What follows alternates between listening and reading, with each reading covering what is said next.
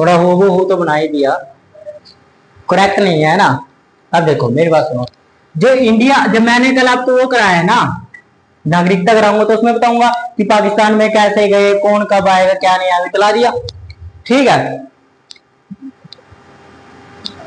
लिखोगे या ऐसे समझो, ऐसे समझा देता पहले, बाद में लिख लेना, जब आर्टिकल लिखूंगा तब लिख लेना। ठीक है, अब देखो पहले जब देश आजाद नहीं था, आजाद हुआ ही था कि उस टाइम पर क्या था, देश 4 तरह के क्षेत्रों में बटा हुआ था, 4 तरह के क्षेत्रों में बटा हुआ था, यानी कि 4 राज्य थे सिर्फ। आज कितने हैं, कितने, 28, 9 है। कौन सी दुनिया में जी रहे हो, कब के 29 हो चुके हैं। देखो पहले ना 4 तरह के स्टेट थे, जिसको बोलते थे ब्रिटिश। पहला होता था आपका ब्रिटिश, ए ग्रुप, जिसको बोलते थे ए ग्रुप। ठीक है, दूसरा जो राज्य था आपका वो बी ग्रुप था। ठीक है, तीसरा है आपका सी और डी, जैसे पेपर होते हैं ए बी सी डी। ठीक है, ए के ऊपर सीधा डायरेक्ट ब्रिटिश का राज होता था। किसका, ब्रिटिश, ब्रिटिश सरकार, सीधा डायरेक्ट उसका आदेश होता था।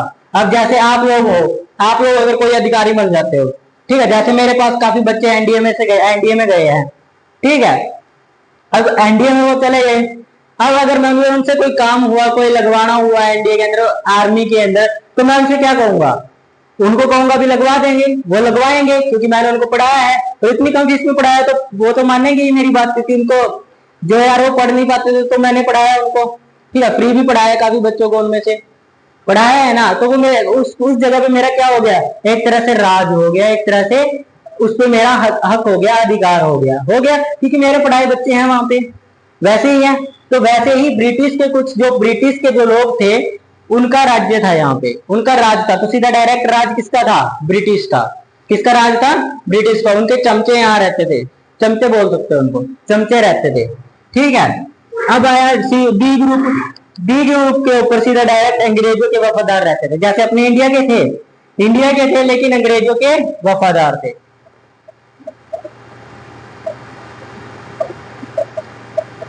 अंग्रेजों के क्या थे, वफादार थे, वो अंग्रेजों की बात मानते थे। अब अंग्रेजों की बात मानते थे, अगर अंग्रेजों के वफादार हैं, तो वही चीज है, बच्चे क्या करते हैं, जैसे कोई मैंने सेलेक्ट करवाया तो वो मेरी हर बात मानेगा जो मैं कहूंगा, क्योंकि मैंने उसको बहुत अच्छी तरह से पढ़ाया, सेलेक्ट भी करवाया। ठीक है, उसको जॉब भी दिलवाई, नौकरी दिलवाई, तो वो बच्चे मेरी बात मानेंगे, या नहीं मानेंगे। तो उसी हिसाब से अंग्रेजों के छोड़े हुए कुछ वफादार थे जो बी ग्रुप के ऊपर राज करते थे। ठीक है, तो सीधा डायरेक्ट कौन राज करता था, अंग्रेज। इनडायरेक्टली किसका राज था, अंग्रेजों का, लेकिन इसमें ए ग्रुप में किसका था, ब्रिटिश का। समझ आया। अब तक तीसरा, जिसको सी ग्रुप था आपका, इसको बोलते हैं प्रिंसली स्टेट, कमिश्नरी स्टेट, सॉरी, कौन सा, कमिश्नरी स्टेट, इसको बोलते थे हम कमिश्नरी स्टेट। कौन सा स्टेट,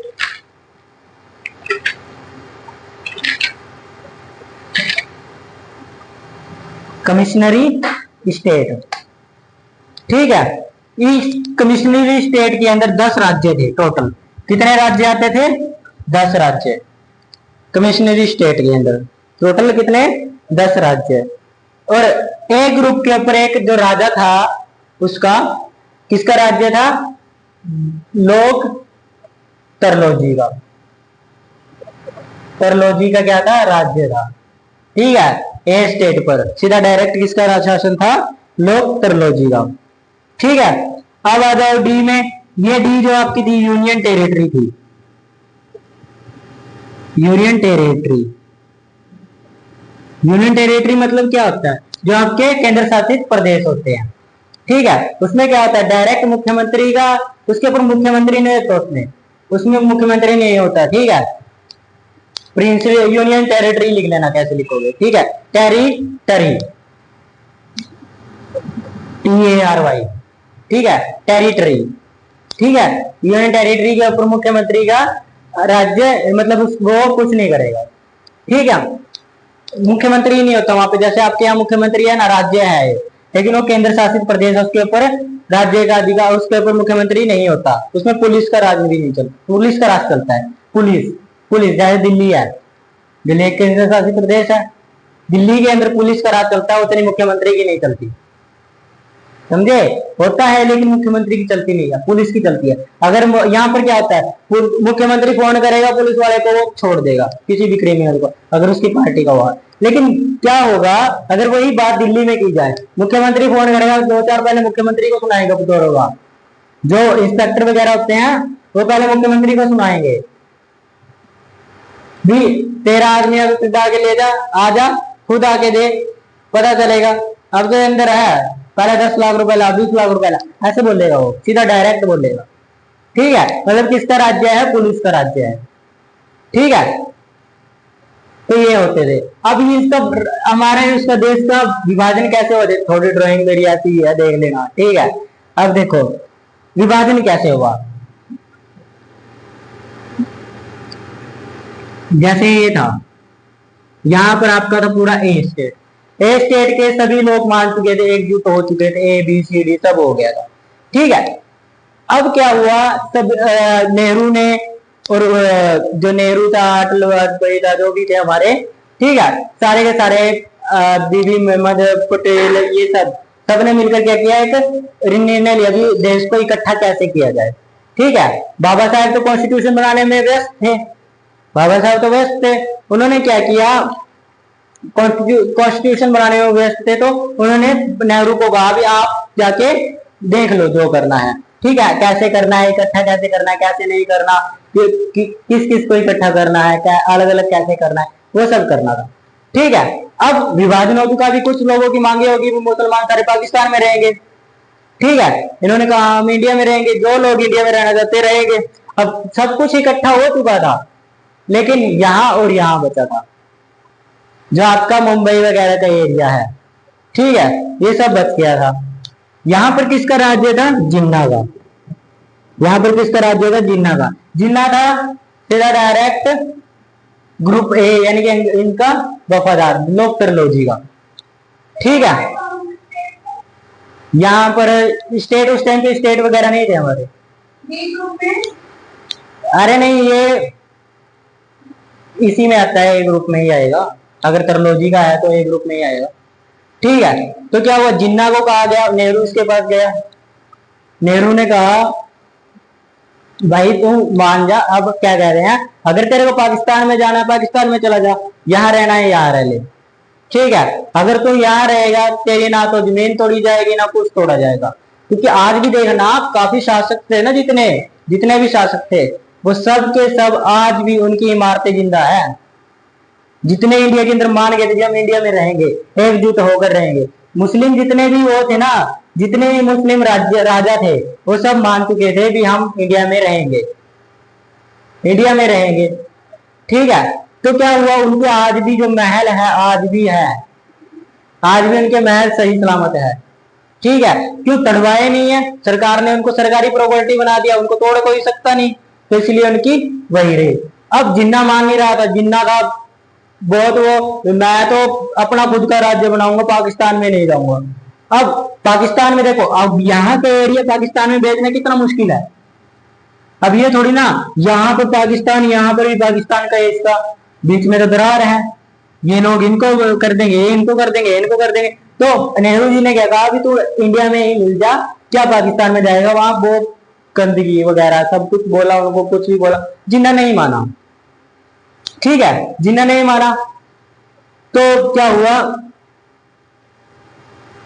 ये आए, इन्होंने कहा छोड़ इसको बाद में मनाएंगे। नेहरू जी ने क्या कहा, छोड़ इसको बाद में मनाएंगे। सीधा डायरेक्ट यहां पहुंच गए। यहां का राजा जम्मू कश्मीर का था हरिश्चंद्र, हरिश्चंद्र राजा था यहाँ का। कौन था? हरिश्चंद्र। हरिश्चंद्र का क्या था, वो अपने होड़ में रहता था, वो अलग ही कहता था मैं तो अपना बनाऊंगा, अलग से अपना देश बनाऊंगा, अपने झंडा दूंगा। और उसका झंडा पता कैसा था, बकुला देखा है, बगुला, बुगला, बुगला, बुगला, सिंपल भाषा में बुगला बोलते हैं, वैसा था उसका, वो भी मरे बुगले का, वो था उसका झंडा, मरे बुगले का। आज तिरंगा है ना, आपका तिरंगा है, उसका मरा बुगला था। ठीक है, उसके मरे बुगले का था। अजीबो गरीब तो कहता मैं तो अपना देश बढ़ाऊंगा खुद का। इसको क्या लगता था भी अरे बड़े देश से बढ़िया तो यार अपने देश का राजा बन के रहना है। अपने देश का एक राजा बन के रहो, पूरे देश के अंदर एक राजा बनने से बेटर है, मिलके रहने से बेटर है अपनी राजधानी में रहो, अपने देश में रहो, अलग से अपने देश का राजा बनो, अपने रूल लागू करो। इसको ये था। ठीक है, ना तो ये पाकिस्तान का होना चाहता था ना इंडिया का होना चाहता, अपना ही अलग से लेके चल रहा है, अलग से लेके चल रहा है, अलग से ही। तब क्या हुआ, पाकिस्तान वालों ने जब कहा, पाकिस्तान वालों ने क्या किया, ये माना नहीं, नेहरू की बात नहीं मानी इसने, नेहरू जी चलो कहा भी एक दो दिन में फिर देखते हैं, एक दो दिन में फिर देखा। उन्होंने क्या किया, इतने पाकिस्तान वालों ने क्या किया, हमला कर दिया। पाकिस्तान ने अपने घुसपैठिए भेजे, घुसपैठिए आतंकवादी भेजे। अब आतंकवादी तो बहुत टाइम पुराने के जम रहे हैं हम पे। अरे आप सोचो जब देश आजाद हुआ उसी टाइम से आतंकवादी वहां पे बढ़ने शुरू हो गए। अजीब बात है यार, यहाँ पे देश इकट्ठा हो रहा है अभी, पर तुम्हारे वहां आतंकवादी भी पड़ गए। आतंकवाद अजीब गरीब बात है उस टाइम पे। ठीक है, अब क्या हुआ, हरिश्चंद्र के ऊपर पूरे देश इसके जो एरिया था जहाँ पे राजा था यहाँ का, तो इसके ऊपर क्या किया, हमला कर दिया। यहाँ की बहन बेटियों का बलात्कार करना शुरू कर दिया उन्होंने, जो थे पाकिस्तानी थे, बलात्कार रेप वगैरह सब कुछ मारकाट करनी शुरू कर दी। उठा उठा के ले जा रहे थे। पता क्या कह रहे थे, कह रहे मैं 5 ले जाऊंगा, 6 ले जाऊंगा, शादियां करूंगा उनसे 5 6 से। ये कह रहे थे, ये चीजें कर रहे थे। कोई 5 ले जा रहा है, कोई 10 उठा के ले जा रहा है, ऐसे कर रहे थे उस टाइम पे। तब इसको लगा यार अब तो खत्म हूं मैं, अब तो क्या हो रहा है, बुरी गंदगी हो रही है, आपको कितना बुरा हाल कर दिया इन्होंने औरतों का। अब जब बहन बेटी के साथ ऐसा होगा तो बुरा तो लगेगा। अब ये कह रहा है नेहरू जी को, कह रहा है ले लो सब कुछ ले लो, बस बचा लो, ले लो जब कुछ ले लो, अब बचा लो। क्या हुआ, तब नेहरू ने कहा अपने बारे में भेजी, आर्मी अपनी थी, पुलिस नहीं थी अपनी, तो उन्होंने जो अंग्रेजी पुलिस, जो भी अंग्रेजों के टाइम पे भर्ती हुए थे पुलिस में अपने इंडिया के, उनको भेजा। उन्होंने क्या किया, मार मार के इनको दूर भगा दिया, मार मार के वापस भेज दिया। यानी जैसे भी आप, इंडियन आर्मी तो है ही अलग ही तरह के, अलग ही रोड में चलती है इंडियन आर्मी, समझ रहे हो ना। इंडियन आर्मी की सोच ही अलग है। इंडियन आर्मी ना दुश्मन भी मर रहा है ना, तो उसको भी, अगर वो पानी मांग रहा है मरते मरते, तो उसको पानी भी पिलाएगी, उसको पानी भी पिलाएगी। इंडियन आर्मी ऐसी है, वो दुश्मन है उसको मार देना चाहिए, लेकिन वो फिर भी क्या करती है, पानी पिलाती है, उसको खाना देती है, समझ रहे ना। यहाँ बांग्लादेश था, बांग्लादेश है, वहां पे ना पाकिस्तान वाले ये कह रहे हैं हम पाकिस्तान में मुसलमान है वहां पे, तो पाकिस्तान वाले कह रहे हैं हमें मिल जाओ। उन्होंने क्या किया, पाकिस्तान वालों ने आतंकवादी, अभी की बात बता रहा हूँ, 5 6 साल पहले की बात बता रहा हूँ, पाकिस्तान में गए, पाकिस्तान वालों ने क्या किया, इनके साथ बलात्कार करने, यहाँ भी बहन बेटियों के साथ ये सब वो सब करना शुरू कर दिया वहां पे। तो क्या हुआ, अब इंडियन आर्मी के लोग थे यहाँ पर 93,000 सैनिकों को 528 सॉरी 28,000 सैनिकों ने 93,000 को हराया था, और उनमें से भी बच गए थे कुछ, बचे ना। जब उनको इंडियन आर्मी वाले कह रहे हैं आओ, भूखे प्यासे तुम आ गए लड़ने के लिए, भूखे मरे जा रहे हो। उनको 1 साल तक इंडिया वालों ने खाना खिलाया था, 1 साल तक इंडियन आर्मी ने खाना खिलाया उनको, जो पाकिस्तान के आतंकवादी थे। उनको भी कह रहे हैं कोई बात नहीं, गलती से आ गए, आ जाओ बेटा, कोई बात नहीं, तुमको खाना खिलाएंगे। तो भी देखो इंडियन आर्मी ने कितना उसके लिए किया, खाना। अरे कोई दुश्मन को देख कर राजी नहीं होता, आज इंडियन आर्मी ने फिर भी उनको खाना खिलाया, इंडिया वालों ने खिलाया ना। तो वही चीज यहाँ पे हुआ, पाकिस्तान वालों को इंडियन वालों ने क्या किया, मार मार के वापस लगा दिया। तब इसको कह रहे हैं अब तू करेगा नहीं करेगा साइन, नेहरू इसको कह रहे हैं अब तू साइन करेगा या नहीं करेगा, एक ही चारा रह गया, अब तो हड़प लेना चाहिए। नेहरू जी सोच रहे थे यार एक तरह से मैं कर लेता हूँ कैसे भी सुलह करके, मान जिया गला, क्या पता नहीं माना, तो क्या किया इसने, हड़प लिया। क्या किया, इस पे साइन करवा लिया, इसको कहा भी आप अब कुछ नहीं करोगे, साइड में हो जाओ, अब हमारा काम रहेगा। मार मार के भगा दिया। अब आए जिन्ना के पास, रह गया कौन, जिन्ना। जिन्ना रह गया। जिन्ना क्या कह रहा है, मैं तो पाकिस्तान में जाऊंगा, ये राज्य पाकिस्तान में रहेगा और कहीं नहीं जाएगा, ये जो एरिया था ये पाकिस्तान का होगा। नेहरू जी कह रहे यार आप बीच में से उठा के कैसे दें, या तो इंडिया में ही रह ले, या ऐसा कर तू इंडिया तो पाकिस्तान चला जाए, ये इंडिया का हो जाएगा, यहाँ से जो कुछ है तेरा नहीं तोड़ेंगे हम, जो प्रॉपर्टी है तेरी वो नहीं तोड़ेंगे, यार जिंदा रहेगी तेरी प्रॉपर्टी। वो माना नहीं। उसने किया, नेहरू जी ने क्या किया, 2-4 दिन और देखा, माना नहीं है, फिर भी नहीं माना, इतना ढीठ था, माना ही नहीं। फिर क्या किया जिन्ना ने, नेहरू जी ने क्या किया, नेहरू जी ने कहा अब तो एक ही तरीका रहेगा कार्रवाई करने का। जिन्ना को ये बात पता चल गई भी नेहरू कह रहा है कि कार्रवाई करेंगे पुलिस की। इसने कर दिया यूएनओ में फोन। यूएनओ तो काफी टाइम का बन चुका है। यूएनओ यूएनओ 5-6 देशों से मिलकर बनता है, जो डिसाइड करता है कि किस देश में क्या होगा। ठीक है, यूएनओ को फोन कर दिया। यूएनओ ने कहा अच्छा कार्रवाई करने के लिए क्या है। यूएनओ ने फोन मिलाया नेहरू को, नेहरू को फोन मिलाया, नेहरू को कहा भी क्या हम क्या सुन रहे हैं, आप जिन्ना के ऊपर कार्रवाई करने हो कह रहे हो, हम आपको ऑर्डर देते हैं जिन्ना के ऊपर कार्रवाई नहीं करनी, सरकारी पुलिस की कार्रवाई नहीं करनी। इसने फोन काट दिया। अब नेहरू जी तो हो गए परेशान, यार क्या करें अब, ना ये मान रहा है ना इसके ऊपर कार्रवाई कर सकते हैं, मान ही नहीं रहा, अब कार्रवाई कैसे कर ले इसके ऊपर, अगर यूएनओ के साथ है तो हम भी कुछ नहीं कर सकते। यूएनओ का आगे थोड़ी ना बोल दोगे आप, यूएनओ का आगे कोई नहीं बोल सकता, यूएनओ यूएनओ है।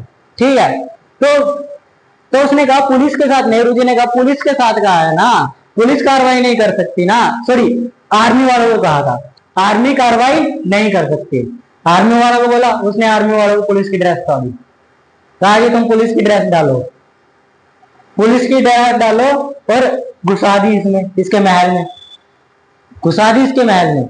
और इतना ताबड़तोड़ मारा ना इसको, इतना मारा कि ये यहां से दौड़ते दौड़ते पाकिस्तान पहुंच गया, दौड़ते दौड़ते। पूरी सड़क वालों ने, यहाँ पे जो राजस्थान के जो मुस्लिम थे ना, उन्होंने भी सड़क पे ईंटें पत्थर सब कुछ मारा, तब जाके यहाँ पहुंचा। यहाँ पहुंचने के बाद पता है क्या कहा यूएनओ को, कह रहा कुछ नहीं चाहिए, सब कुछ रख लो, बस मेरे भाई को कुत्ता वापस कर दो, जो मेरे भाई से कुत्ता है ना वो भी वापस कर दो, वो भी वापस कर दो। मैं पता क्या कहता हूँ, मैं कहता हूँ उसके 250 कुत्तों को इतने मारो ना कि चिल्ला चिल्ला कर यहाँ तक बात जानी चाहिए कि मेरे कुत्ते को कितना पीट रहे हैं। ठीक है, अब देखो, अब कह रहा है कि कुछ नहीं चाहिए, महल नहीं चाहिए, जमीन नहीं चाहिए, जायदाद नहीं चाहिए, पैसा नहीं चाहिए, मेरे बस 250 कुत्ते दे दो मेरे को, 250 कुत्ते। समझ रहे हो कैसे कैसे लोग पाकिस्तान में गए हैं, कैसे कैसे लोग गए हैं पाकिस्तान। तो यहाँ पर क्या हुआ, एकजुट हो गया। ठीक है, तो ऐसे हमारा जो देश था उसका एकजुटता हुई थी। अब आप ये बुक पढ़ोगे ना, जब आपको बुक आप देखना है, ये यही कोई 100-150 रुपए की बुक आती है, भारत का विभाजन, अम्बेडकर साहब की लिखी हुई, उसमें पढ़ोगे और हंसी आएगी इसके ऊपर, उसमें डिटेल दिया हुआ है इसके बारे में। अरे अजीब बात है यार, कुत्ते को मांग रहा है 250, अरे प्रॉपर्टी मांग ले, पैसा मांग ले, कुत्ते मांग रहा है, मेरे 250 कुत्ता भेजो। पाकिस्तान वाले भी बेचारे कैसे हैं, पागल इंसान गए हैं। इंडिया वाले तो हंसते हैं लोगों के ऊपर, पाकिस्तान वालों के, यार कैसे कैसे लोग पाकिस्तान में गए हैं, समझे ना। आप लोगों को लग रहा है ना पाकिस्तान में क्या उठपटांग लोग गए हैं क्या, ये समझ आया सारा। पढ़ना एक बार पाकिस्तान का विभाजन, ठीक है, पढ़ के देखना। अब देखो आगे हम करते हैं भाग 2। देखो मैं आप लोगों की ये चीज क्यों बताई, क्योंकि ये भाग 2 के अंदर विभाजन हो चुका था, नागरिकता के ऊपर है। जो भाग 2 है, मैं एक करा चुका हूं, करा दिया तो एक, अब 2 करेंगे। ठीक है, भाग 2 के अंदर 6 से लेकर 11 तक के आर्टिकल है। कितने? 6 से 11 तक के आर्टिकल है।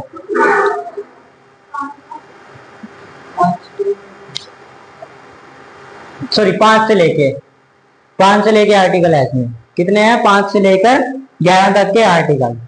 ठीक है, नागरिकता का सिद्धांत किसने दिया था? नागरिकता का सिद्धांत दिया था अरस्तु ने। किसने दिया था? अरस्तु ने। समझ आया? नागरिकता का सिद्धांत किसने दिया? अरस्तु ने। ठीक है, कहां से लाया गया है? जो नागरिकता का पार्ट, जो हमारा कॉन्स्टिट्यूशन है ना, दुनिया का सबसे लेंथीएस्ट कॉन्स्टिट्यूशन है हमारा इंडिया का, समझे। इंडिया का सबसे लेंथीएस्ट कौन सा कॉन्स्टिट्यूशन है? इंडिया का, भारत पूरे वर्ल्ड का सबसे लेंथीएस्ट, यानी कि लंबा, समझे ना। और पाकिस्तान वाले तो अभी तक संविधान ही नहीं बना पाए अपना। ठीक है, तो कहां से लाया गया है? ये ब्रिटेन से।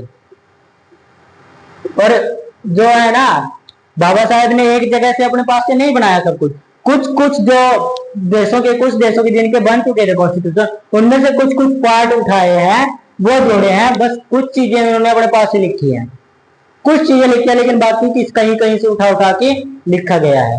समझ आया? कॉन्स्टिट्यूशन। इसको जो भाग 2 में है वो नागरिकता है, सिटीजनशिप।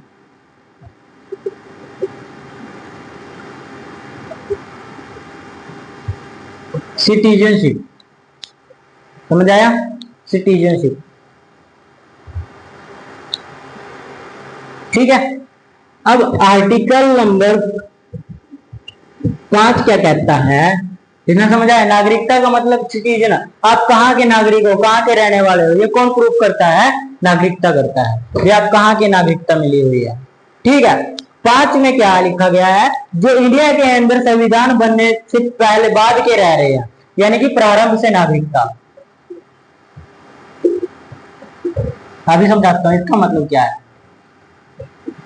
यानी कि इसका मतलब कहने का क्या है कि आप लोग क्या है, जैसे कोई भी जो भी इंसान संविधान लागू होने के बाद इंडिया में रह रहा है ना, इंडिया में रह रहा है, उसको क्या दी जाएगी? भारत की नागरिकता दी जाएगी।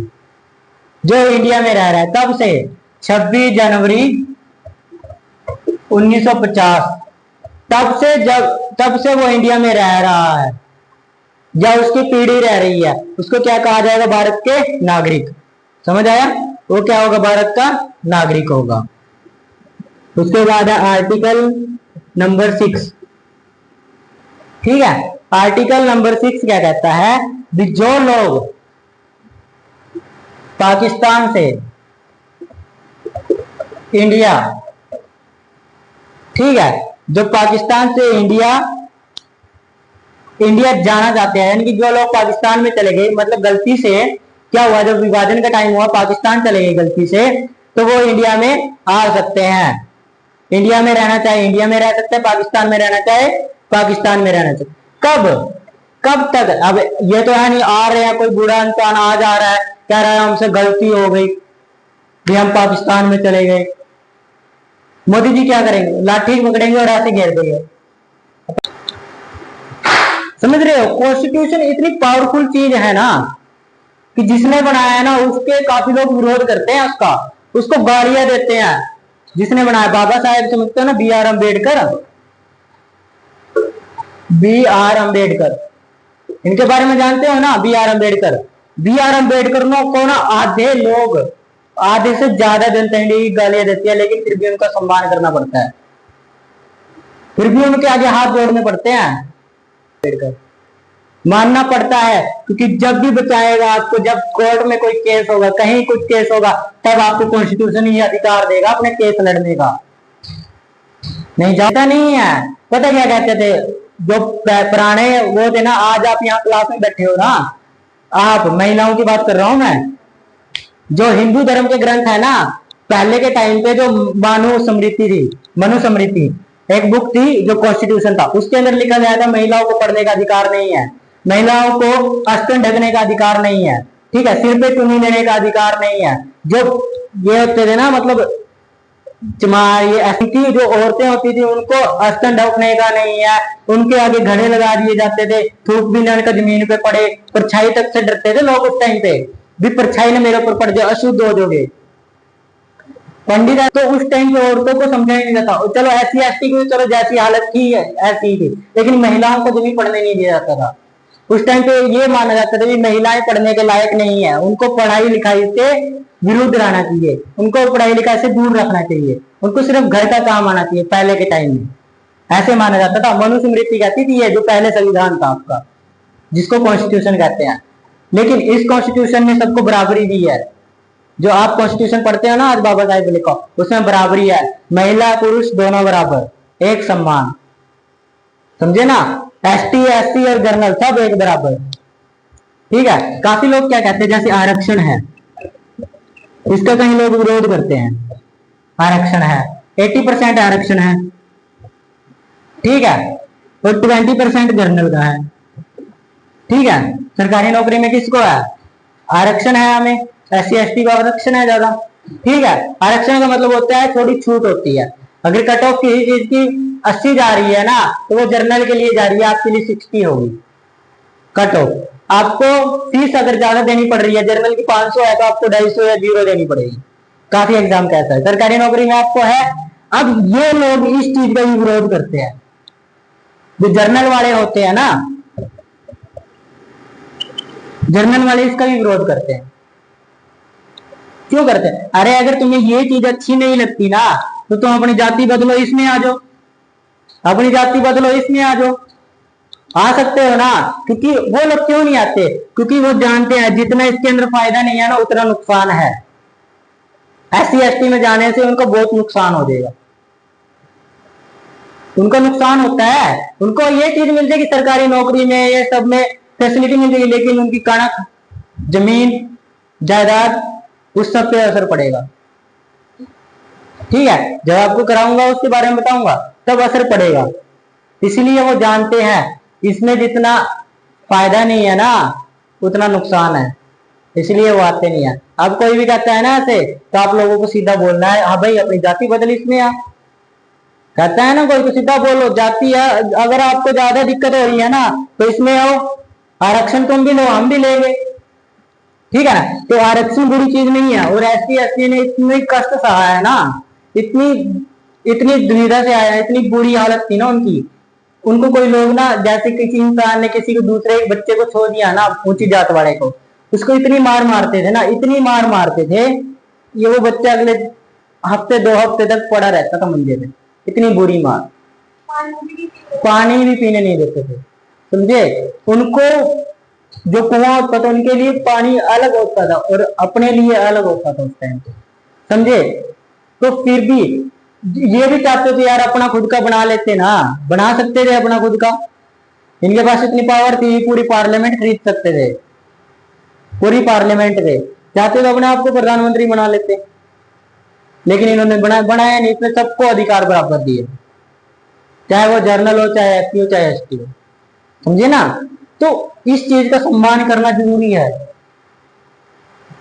मैंने वही कहा है ना, आप कहते हो मैं ये हूं, मैं वो हूं, SC हूं, जर्नल हूं, नहीं। आप ये देखो ना, आपको कौन सी नागरिकता देता है कॉन्स्टिट्यूशन? आपको कहता है आप इंडियन हो, आप इंडियन हो, आपको इंडियन कहता है, आप भारत के नागरिक हो, और यही आपकी असली जात होती है, समझे। यही आपकी कास्ट है। बाकी आप जो मर्जी कहो अपने आप को, वो अलग बात है। आर्टिकल 8 देखो, अब आगे समझ आया? ये जब मैं कराऊंगा बताऊंगा अच्छे से। ठीक है, अगला देखो क्या कहा गया है। जो लोग बाहर रहते हैं, यानी कि बाहरले देश रहते हैं, ठीक है, यानी कि भारत से या तो भ्रमण करने के लिए गए हैं, भ्रमण का मतलब घूमने, घूमने फिरने, बाहरले देश जाते हैं ना काफी लोग, घूमने गए हैं, या विवाह कर लिया है वहां पे, या नौकरी करने गए हैं, ठीक है, नौकरी करने गए हैं, तो उनकी नागरिकता नहीं छीनी जा सकती, नहीं छीनी जा सकती, उनकी नागरिकता नहीं छीनी जा सकती। इंडिया की ही रहेगी, उसको इंडियन ही कहा जाएगा। चेंज होती है, वो आर्टिकल नंबर 9 कहता है। आर्टिकल नंबर 9 कहता है भ्रमण करने तक सही है, नौकरी करने तक सही है, और विवाह करने तक सही है, ठीक है। लेकिन अगर आप वहां की नागरिकता अपना लेते हैं, वहां की नागरिकता अपना लेते हैं, तो यहाँ की ऑटोमेटिकली खत्म हो जाएगी।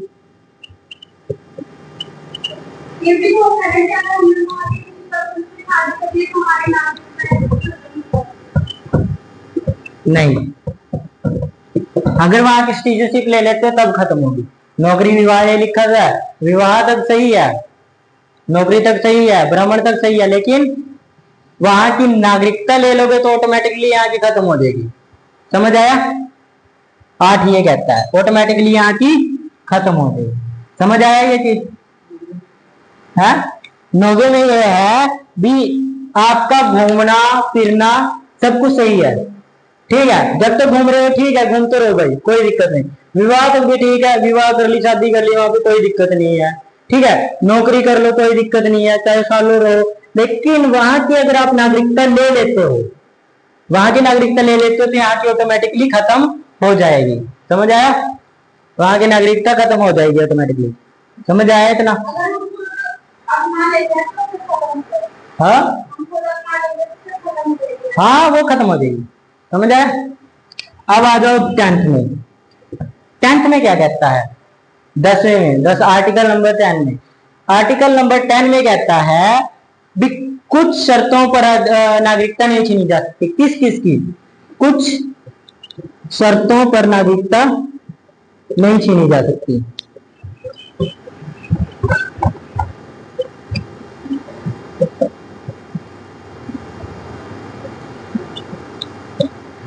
किन शर्तों पर? कि वो पागल ना हो। जो पागल है उसकी नागरिकता छीन ली जाएगी। सॉरी, नहीं की जगह यहां छीन ली जाती है, नागरिकता छीन ली जाती है। ठीक है, छीनी जा सकती है। किसके कारण? पागल हो, अगर वो व्यक्ति पागल है ना तो उसकी नागरिकता ऑटोमेटिकली छीन ली जाएगी। ठीक है, वैसे तो हम छीन नहीं सकते, लेकिन जो पागल है उसकी छीन ली जाएगी। ठीक है, पागल का क्या पता चले इंडिया से बम उठाए पाकिस्तान में फेंक दे, वो सेकंड वर्ल्ड वॉर शुरू कर दे पूरी दुनिया के साथ। इधर बम फेंक दिया, उस साइड फेंक दिया, इस साइड फेंक दिया, पता चले पागल ने तो पूरी दुनिया के साथ हमारा वॉर करवा दिया, तो उसकी नागरिकता छीन ली जाती है। और एक देशद्रोही काम ना करे, देशद्रोही, देशद्रोही कोई काम ना करे, जैसे देशद्रोही काम ना करे, ठीक है, किसी दूसरे देश की बुराई ना करे, उसके बारे में गलत ना कहे, ठीक है, वो देशद्रोही काम हो गया कि अपने देश को बुरा ना कहे, तब आपकी नागरिकता छीनी जा सकती है। ठीक है, अब आप कहोगे पागल है, अगर वो ठीक हो गया तो, यही सोच रहे होंगे, तो उसकी नागरिकता वापस मिल जाएगी उसको, लेकिन देशद्रोही को नहीं दी जाएगी। ठीक है, अब उस पर क्या भरोसा, क्या देने मैं ठीक हूँ, मैं सही हूँ, मैं बिल्कुल कुछ नहीं करूंगा, पता चले कल को जाकर उसने बुरा हाल करवा दिया इंडिया का। ठीक है, हाँ, इसकी शर्तें यही है, कोई देशद्रोही काम ना करे। ये समझ आया? अब आर्टिकल 11 क्या कहता है? आर्टिकल 11 कहता है भी नागरिकता के ऊपर, आर्टिकल नंबर 11 भी नागरिकता जो है इसके ऊपर कानून कौन बनाएगा? कानून कौन बनाता है? गृह मंत्रालय। लेकिन गृह मंत्रालय कानून बना सकता है, लेकिन इसको पास कौन करेगा? सांसद करेगी। सांसद मतलब सरकार। पास कौन करेगी? सरकार करेगी। संसद भवन देखा है? संसद भवन के अंदर जितने मेंबर होते हैं उनकी मेजोरिटी से पास होगा एक केस भी, जो भी गृह मंत्रालय ने बना दिया। कहने लगे पाकिस्तान वालों को इंडिया की वर्ग नागरिकता देनी है, तो ऐसे थोड़ी ना दे देंगे उठा के। गृह मंत्रालय कौन देगा? सांसद जब पास करेगी तब। ठीक है, समझ आया? क्लियर है सभी का? अब भी देखो क्या है 5 क्या कहता है? आर्टिकल नंबर 5 क्या कहता है? भी प्रारंभ से नागरिकता कहता है। प्रारंभ से क्या है? नागरिकता है। ठीक है, प्रारंभ से नागरिकता। उसके बाद दूसरा 6 क्या कहता है? 6 कहता है भी जो भी इंडिया से पाकिस्तान और पाकिस्तान से इंडिया रहना चाहता है वो अपना डिसीजन दे दे भी मैं कहाँ रहना चाहता हूँ, पाकिस्तान में या इंडिया में। ठीक है, कब तक? 19 जुलाई 1948 तक। ठीक है, 7 में क्या कहता है? 7 में कहता है कि जो गलती से पाकिस्तान चले गए थे, कब? 1 मार्च 1947 को गलती से पाकिस्तान चले गए थे, वो इंडिया वापस आ सकते हैं। कब तक? 1 जुलाई 1948 तक, अगर रहना चाहते हैं इंडिया में। भी देख के आगे पाकिस्तान के रूप कैसे है, रंग रूप कैसा है, कैसे लोग हैं, ऐसे तो मन ही नहीं करता पाकिस्तान में रहने का। अब भूखमरी फैली हुई है वहां पे, लोग भूखे मर रहे हैं वहां पे। ठीक है, कि कॉन्स्टिट्यूशन ही नहीं है, सही तरीके से चलाने वाला कोई है ही नहीं वहां पे, तो इसलिए भूखा मर रहा है। अपने पास तो है, इतना बढ़िया कॉन्स्टिट्यूशन है। ठीक है, उसके बाद 7 और 6 किसी काम के नहीं हमारे, क्योंकि ये डेटे जा चुकी है। सिर्फ क्या काम का है आपका? Permit rule. परमिट रूल काम का है इसके अंदर, ये दोनों बेकार है बाकी। क्योंकि ये डेटे जा चुकी है। आप पाकिस्तान में जो है पाकिस्तान का है, जो इंडिया में है वो इंडिया का है। अगर आप पाकिस्तान से कोई बूढ़ा आदमी आ जाके कह रहा है, 100 साल का बूढ़ा कह रहा है अभी मुझसे गलती होगी, पाकिस्तान में से मैं इंडिया में रहना चाहता हूँ, आप उसको रहने दोगे? नहीं रह सकता, उसको नागरिकता नहीं दी जाएगी। समझ आया? इसके बाद 8 क्या कहता है? 8 कहता है भी आप घूम सकते हो, कहीं भी नौकरी कर सकते हो, विवाह कर सकते हो, ठीक है, आपकी नागरिकता छीनी नहीं जाएगी। लेकिन 9 कहता है भी अगर वहां की नागरिकता ली तो यहाँ की नागरिकता ऑटोमेटिकली खत्म हो जाएगी। ठीक है। उसके बाद अगला क्या कहता है? आर्टिकल नंबर 10 क्या कहता है? भी कुछ शर्तों पर नागरिकता ऑटोमेटिकली छीन ली जाएगी, अपने आप ही छीन ली जाएगी। कब? जब इंसान पागल हो और देशद्रोही काम करे, तब। ठीक है। और 11 क्या कहता है? अभी गृह मंत्रालय क्या कर सकती है? कानून बना सकती है, किसके ऊपर? नागरिकता के ऊपर। लेकिन उसको पास कौन करेगी? सांसद करेगी। समझ आया? बाकी हम कल करेंगे।